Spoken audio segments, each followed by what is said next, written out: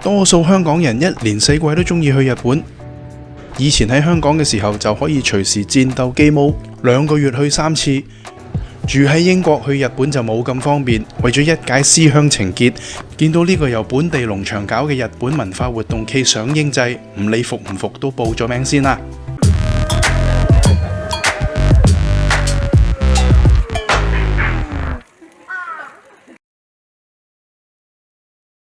今日帶大家去嘅就係呢個位於英國東南部肯特郡嘅 Brockdale Farm。呢度一年四季都有唔同嘅活動開放俾公眾人士參加。今年4月佢哋就搞咗個上映祭，吸引咗好多人參觀，而且啲飛仲全部賣晒。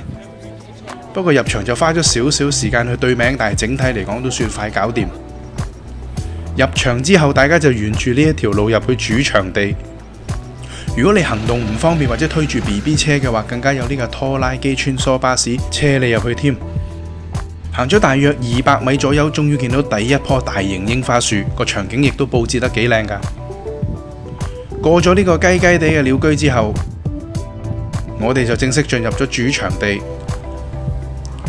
呢度有幾多個維園咁大我唔肯定，但佢有足夠嘅場地俾所有人喺入邊活動，甚至坐喺度曬太陽添。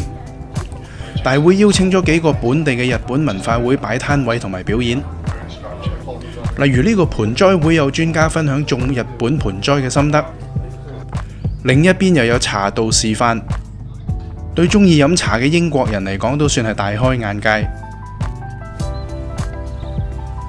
日本公道歷史可以追溯到公元前500年，而家喺英國亦有唔少本地人去學。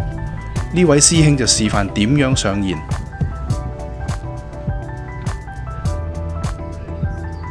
講到日本武術，又點可以唔提武士道啊？呢度有全副武裝嘅專家講解武士道嘅歷史、精神同埋盔甲裝備。喺另一邊廂，呢位水墨畫師傅除咗即席示範畫咗一幅水墨畫之外，遊客更加可以喺呢一度即時報名參加佢哋安排嘅迷你書法班同埋水墨畫班。睇導師揸起支毛筆就好似好容易，而且仲有貓子教你點樣寫一筆一畫，一定冇死啦！哇！不過成30幾年未揸過毛筆，寫到拿手唔成勢咁。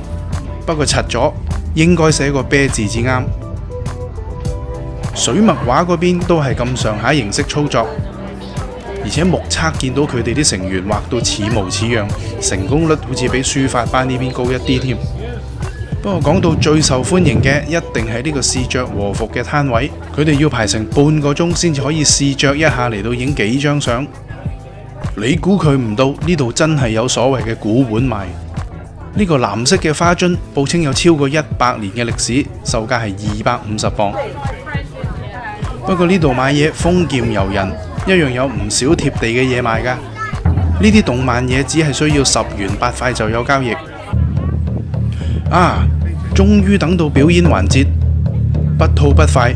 由於大會安排少少混亂，呢個表演差啲冇得睇。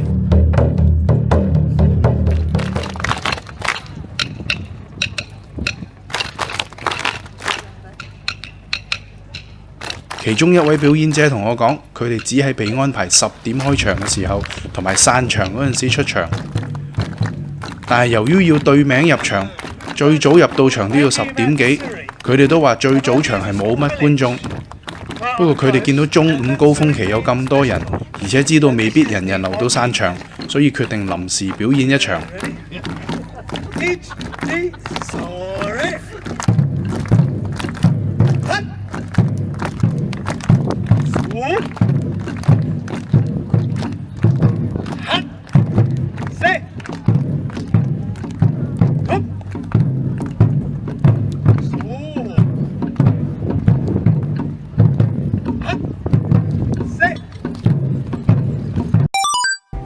行到攰又玩到夠見肚餓，唔使驚，呢度有成4-5架美食車，有 burger， 有甜品，又有咖啡、啤酒之類，而且全部都係 Brockdale 附近嘅小店。咁多檔之中，最多人排隊嘅就係呢檔珍珠奶茶。不過如果你想試下日式麵包或者壽司卷之類，咁就真係要一早嚟啦。因為活動開幕咗唔夠2個鐘，佢哋所有嘢都已經賣晒啦。